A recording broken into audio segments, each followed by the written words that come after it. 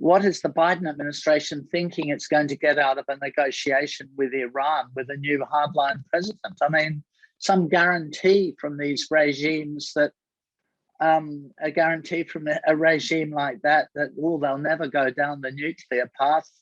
Let's abandon all of our sanctions and allow billions and billions of dollars to be accessible to a regime which is trying to project its power throughout the Middle East in a very hostile sort of a way.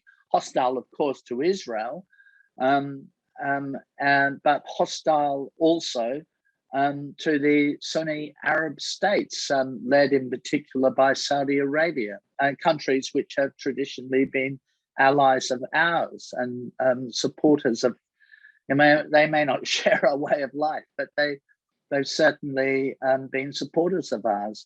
I mean, the Trump administration, I felt, was right to abandon the agreement with Iran, because I could only see upside from that agreement for the Iranians, really. It just gave them huge access to resources to continue to pursue the policies that they were pursuing. They didn't pull back on their support for Hamas or Hezbollah or their activities in Iraq, or support for the Houthi people, the Houthis in Yemen, and other activities over and above that. They didn't pull back from any of that. They just kept doing those things.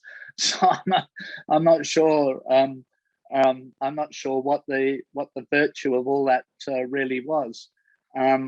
So I think they were right to, and instead focus on what became known as the Abraham Accords, the agreements between Israel, and you'll all be familiar with the Abraham Accords, Israel and some of the Arab states.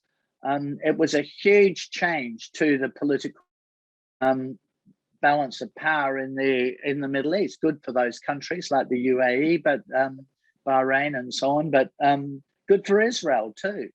And good for the West, good for the United States,